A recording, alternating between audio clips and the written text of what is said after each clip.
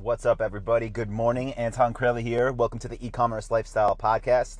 A quick heads up, if you haven't been to ecommercelifestyle.com yet, be sure to head over there. That's where you can get all the previous episodes that I've recorded. That's where you can get involved in the conversation, comment on these episodes, let me know your thoughts, and let me know what you want to hear more about. So with that being said, guys, today I want to talk about something that came up on a recent interview that I did.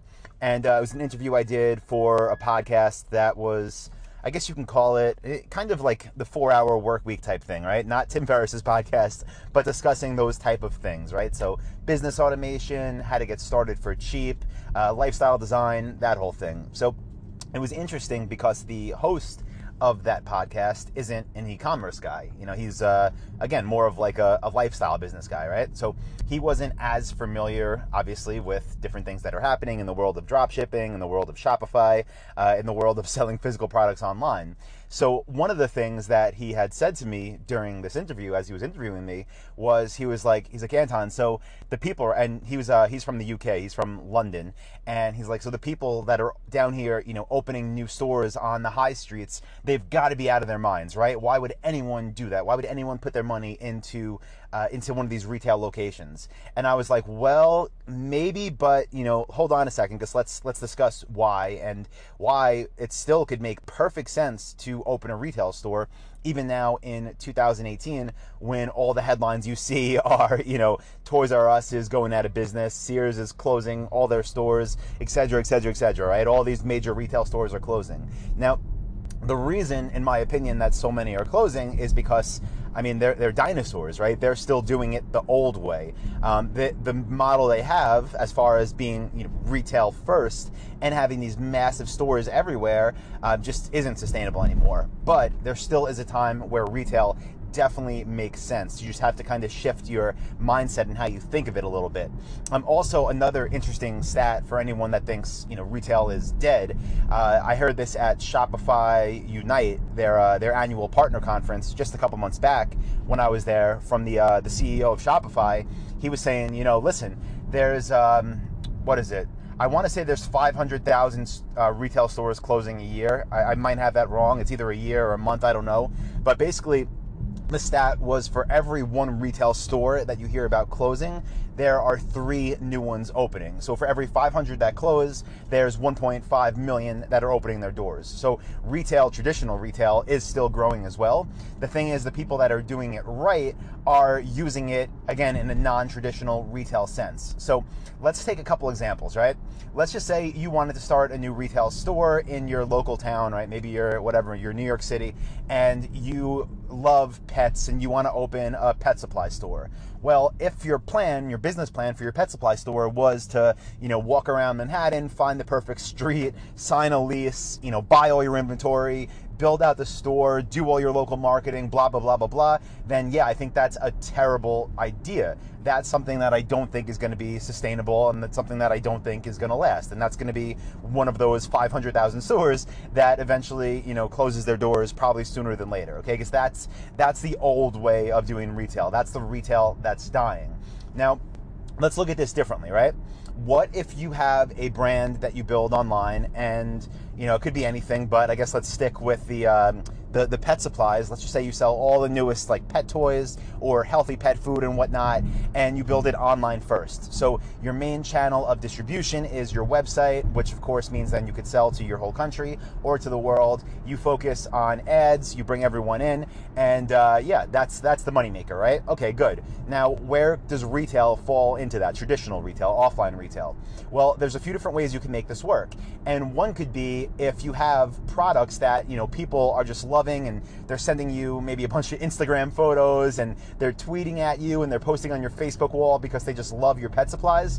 Well, then maybe it makes sense to do pop-up stores, right? So to take over a different location for a day, a weekend, a week, a month, whatever, and let your fans know about it, where they can go and you have all your pet supplies, maybe toys set up or dog foods that all these dogs could try, and you use it this is where it gets really important, you're using it more as marketing than you are as a sales channel. Yes, you could make sales there. Yes, it could be profitable, but that expense, your rent, should be more of a marketing expense instead of a rent expense. That is the major shift, right?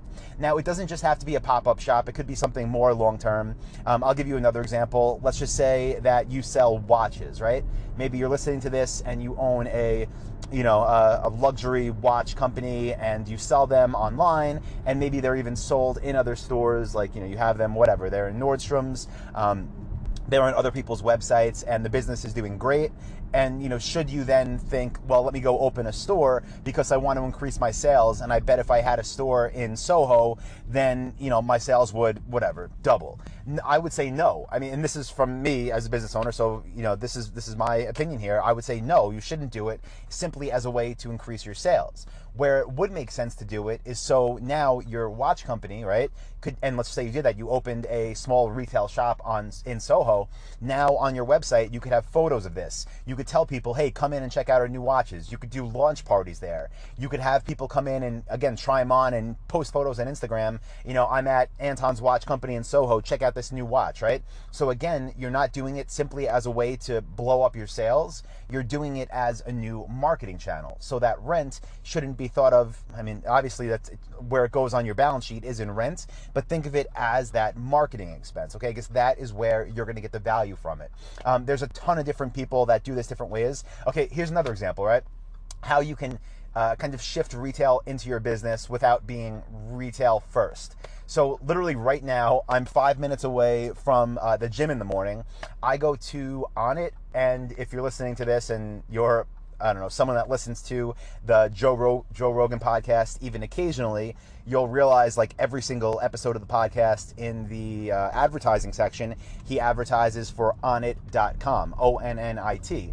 And he does that because he owns it, he's a part owner in it, but he's advertising to go to their online store and buy their supplements and buy their kettlebells and buy their battle ropes and buy their merchandise and all that other stuff, right? Because they're online first. They're a multi-8-figure business, and almost all of their sales come from their website. That is their thing. But they're an Austin-based company, which is where I'm living right now in Texas, and they opened a gym here, which is called the Onnit Academy. And the reason, in my opinion, this is what I think after being going there for a few months now, I really think they did it because it just helps to build, really, you can call it their tribe, you can call it their cult, you can call it their community, whatever you want. But now people in Austin that are fans of Onnit.com and of their products can go to this gym. They could work out with, the Onnit trainers. They could feel like they're more part of the community. They can know they're getting quality products, working out with quality people.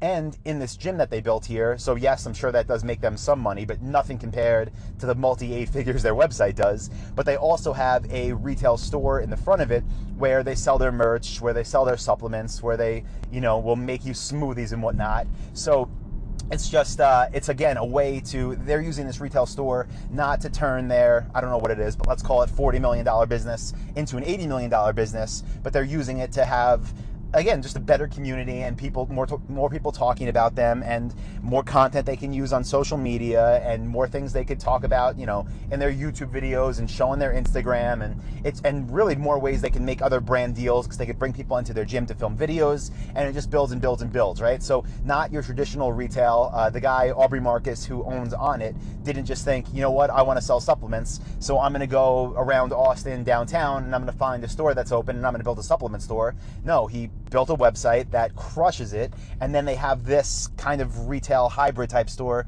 as an extension of that online business. So if anyone's listening to this right now and you already are a traditional retailer, right? Maybe you already have that pet supply store that's been in your family for decades, or that you opened a few years ago and you're trying to get into online retail now and you're kind of confused. Maybe you even have a business that is traditional retail that's losing a bit of money and you're like, what should I do?